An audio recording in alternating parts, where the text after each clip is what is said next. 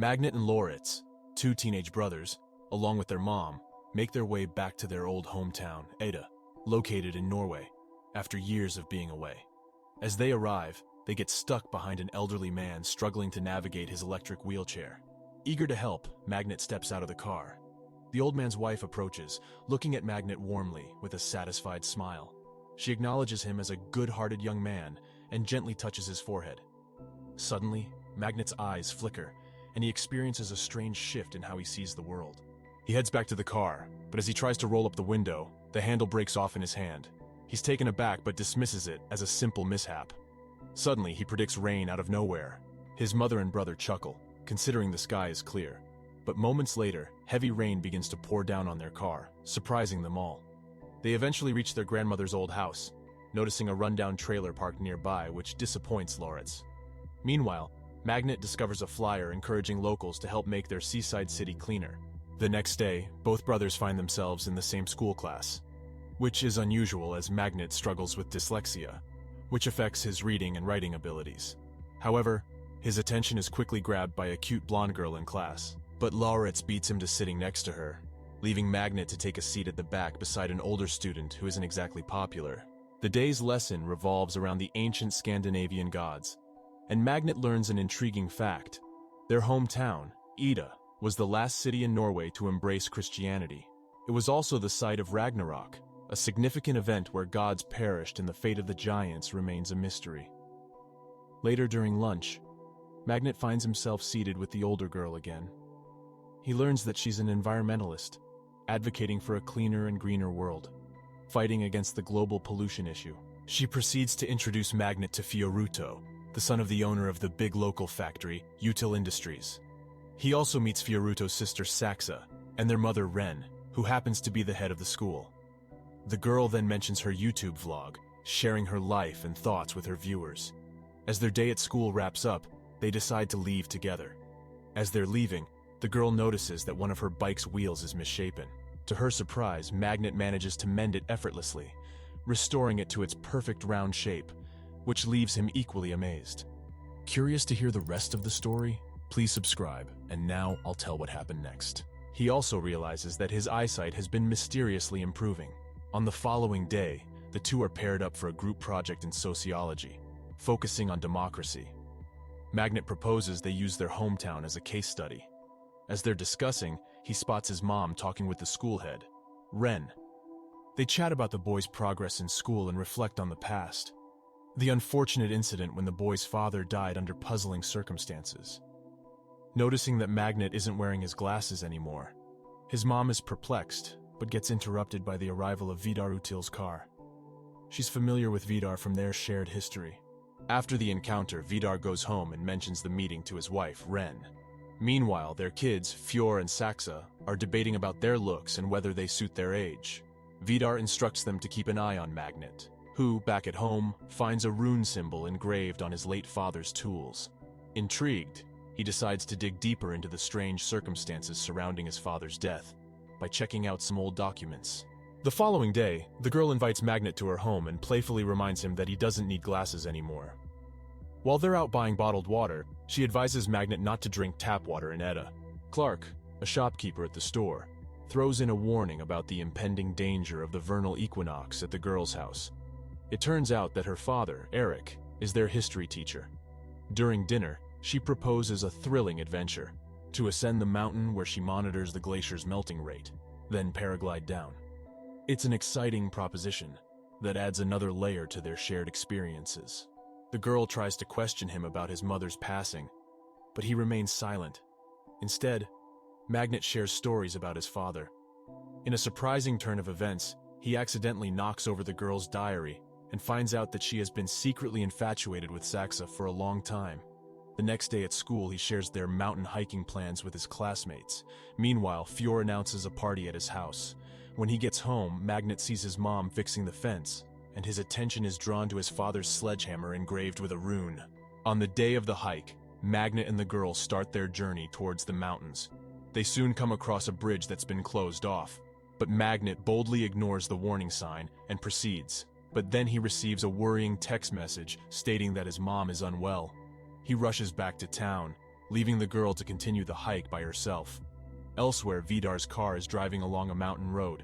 He parks the car, steps out, and, astonishingly, hunts a deer single-handedly, taking its heart. Meanwhile, the girl reaches the glacier, takes water samples, and makes note of her findings. She spots a thawed cave entrance, which she decides to explore, and discovers a door blocking further access into the cave. At the edge of the fjord, Vidar consumes the raw deer heart and releases a chilling cry that startles the girl. When Magnet gets home, he finds out that his mother is perfectly okay and that the text was a prank by his brother. Frustrated, he storms out and sees the girl paragliding down from the mountain. Suddenly, her paraglider veers towards some power lines. He rushes to where she crashes and finds her lifeless. Vidar also arrives, attempts to assist, and calls for an ambulance. But it's too late. Grief-stricken, Magnet returns home and tosses away his glasses, looking at the sledgehammer. In a moment of anguish, he hurls the hammer into the clouds, which instantly crackle with lightning. Following the tragic event, Magnet is really struggling with his friend's loss, and resolves never to put on his glasses again. His classmates are full of questions about what led to the girl's unfortunate end, but Magnet can't provide any definitive answers. When he enters the classroom, he takes a seat at a desk now half filled with flowers and candles in tribute to his lost friend. The school's director, Ren, announces there won't be any history class that day, but unexpectedly, the girl's father shows up. Being alone at home is too much for him. He pleads with the school not to cancel the annual spring equinox celebration, reasoning that his daughter would have wanted it to go on. Later, the police reveal that the girl's untimely demise was due to a lightning strike on her paragliding dome.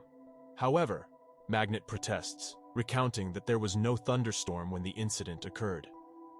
Despite his objections, the authorities decide to close the case. On the same day, Vidar asks his assistant Stuart to claim the insurance money for his car, which got damaged by some mystery person. He shares some photos of the damage where the sledgehammer is visible. Recognizing it, the woman rushes home to question Magnet, who is equally bewildered by the accusations. He tries to figure out how far he threw the hammer, which turns out to be a staggering 1537 meters, an unbelievable distance. Magnet decides to buy a new sledgehammer and tests his strength in a secluded place at night.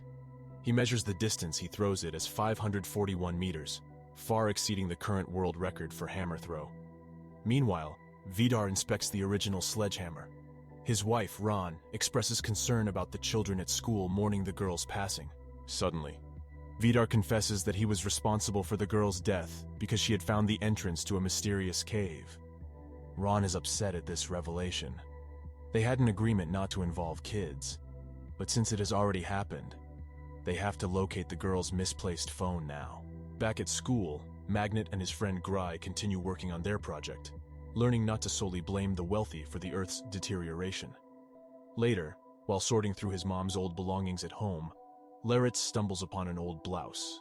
Magnet invites his friend Gray over to his place to work, leading to a deep chat about Magnet's history. In a different scene, Turid sees Eric wandering aimlessly in the store. She extends her kindness, and he's appreciative of it. Back home, Laris catches Magnet engrossed in a weather forecast.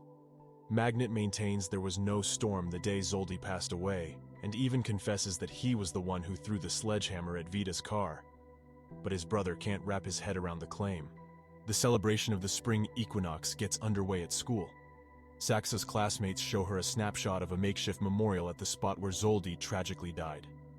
Vidar, while scanning the site for the girl's misplaced phone, spots Magnet too paying a visit. At school, everyone is stunned by Loritz's entrance, who shows up wearing their mother's blouse and sporting makeup. The principal commences the evening and invites a moment of silence for Zoldy. Saxa takes center stage to sing a soulful song about her homeland, but Magnet's appearance interrupts her performance. Afterwards, Loritz suggests to his brother to let go of his feelings for Gray, since Fior is already making moves on her. Later on, Loritz starts flirting with Yakutu, which leads the principal to pull the two boys aside.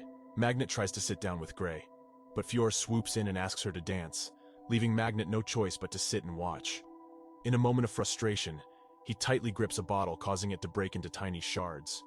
He retreats to the restroom, where he runs into Oscar, whose mom is a cop, and Oscar lets slip that Zoldy died from hitting a rock.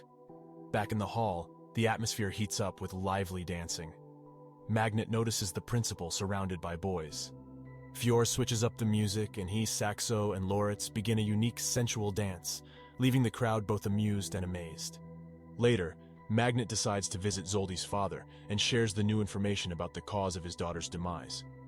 Magnet insists that the police aren't telling the truth, but the grieving father pleads with him not to disrupt his late daughter's peace. In a moment of rage, Magnet effortlessly shifts a heavy car parked in front of their house, leaving Eric utterly spooked. Simultaneously, Fior, Loritz, and Oscar head towards the altar, where a younger Util, mocking people's irrational beliefs, urinates on the flickering candles. Oscar swiftly records this disrespectful act and uploads it online. Vidar orders the video to be taken down, but it's already made its way across the web. Magnet finds himself poring over many documents showcasing the violation of environmental regulations by Util Industries, as Eric shows him. He chooses to discard the girl's diary, respecting her right to personal secrets. Over at Util's residence, the man of the house is seen feeding his dog. When Ren shows him an unsettling photo from the altar, he assures her he'll look into the matter. Saxa attempts to dig out more information about Magnet from Gray, who spent the night at their place, but Gray seems clueless. As she steps into the bathroom, she witnesses Vidar disciplining his son harshly. Vidar is outraged because his son disrespected their tradition. Gray, feeling terrified, quickly retreats to Saxa's room for safety. The following day, everyone attends Isolde's funeral at the church.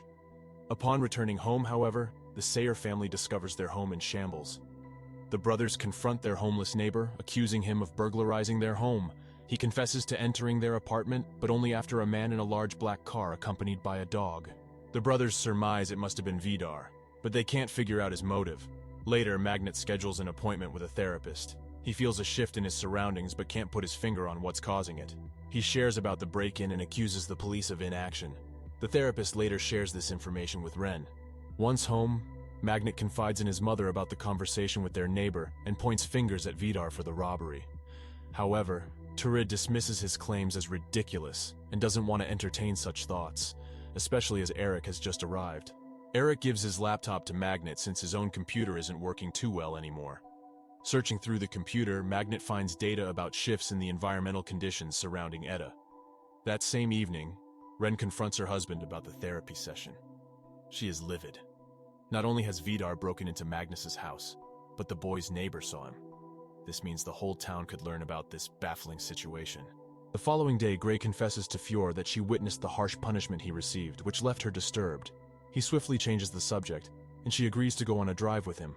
Unbeknownst to her, Laritz and Saxa also tag along. Meanwhile, Magnet once again finds himself in conversation with a police officer. He's adamant that there was no wind on the day in question, but she disputes his claim. She mentions that his travel time to the city was impossibly fast.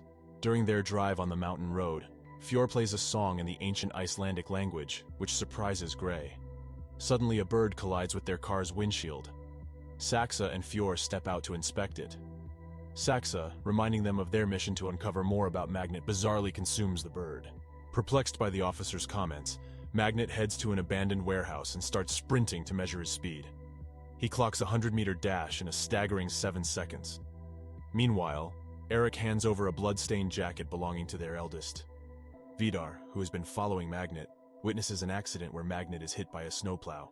He gleefully announces to his family about Magnet's demise, who was an obstacle to their plans. He then admits to his children that he killed their eldest because she discovered dangerous objects they hid in the glacier. Ren warns them about the risks of getting too close to mortals. Simultaneously, the hospital staff are left scratching their heads in confusion. The boy who was hit by the snowplow doesn't have a single injury. Magnet heads home, unaware that at that very moment, his neighbor, who witnessed their house's break-in, is being taken to the morgue. At home, Turid is expressing her gratitude to the gods for sparing her son's life, and Magnet jots down another realization. He's become invulnerable. His vision and sense of smell have also seen an upgrade. The next day in class, Magnet stirs up a conflict when he contests the standard emission plans of harmful substances that are causing locals to get sick. Saxa fervently defends her father. Post-class, Magnet approaches his teacher with a request to examine the dried blood on the eldest sibling's jacket. He's convinced that the blood belongs to someone else. His sense of smell has picked up on the difference. The teacher, taken aback by his acute olfactory perception, agrees to run the tests. Later on, Gray grills him about the accident. He shows her the jacket, asking her to smell it, but she can't detect any difference at all. In the afternoon, a group of classmates hang out at a cafe where Oscar shares gossip about Rand's behavior from the night before. Saxa gets angry about the pointless rumors and diverts the conversation towards Gray, who's still a virgin. This makes Gray upset, and she heads home to find her dad nursing a beer. He's upset because his insurance company refused to cover his lung disease, with nobody making the connection between the disease and emissions from the util factories. Meanwhile, Vidar is seething at his place. He can't believe that a mortal could have survived the accident. He questions who Magnet really is, and Ren reassures him that they'll find out soon as the brothers are coming over for dinner. Oblivious to the fact that they are the only guests, Magnet and Loritz head to Vidar's house. They're greeted with a fancy table set up and plenty of drinks. Vidar is quite generous with the booze, pouring Magnet a glass of mead, a beverage of the ancient gods. In a state of intoxication, Magnet starts to act out of character. He throws an axe at a target on the wall, shattering it. He then confides in Ran about his newfound strength. Ran, taken aback, suggests a hand wrestling match. Magnet, confident of his victory, agrees. As the wrestling match starts, Magnet is surprised to find that he's unable to overpower the seemingly frail woman. As they continue their match, a moment arrives when he perceives the true form of an ancient beast concealed behind Ran's attractive facade. Amidst the struggle, the table they're wrestling on snaps into two. Standing up from the broken table, Magnet finds himself facing Ran again, her normal appearance restored. He heads to the bathroom, and as he washes his face and looks up into the mirror, he's taken aback by the reflection of an ancient warrior staring back at him. What follows next is a summary of the ensuing episodes. Subscribe for more videos like this, turn on notifications, and let me know in the comments what you think of the ending of this movie. I guess YouTube didn't show you my other videos. Here are two I think you'll definitely like. So take your pick and watch.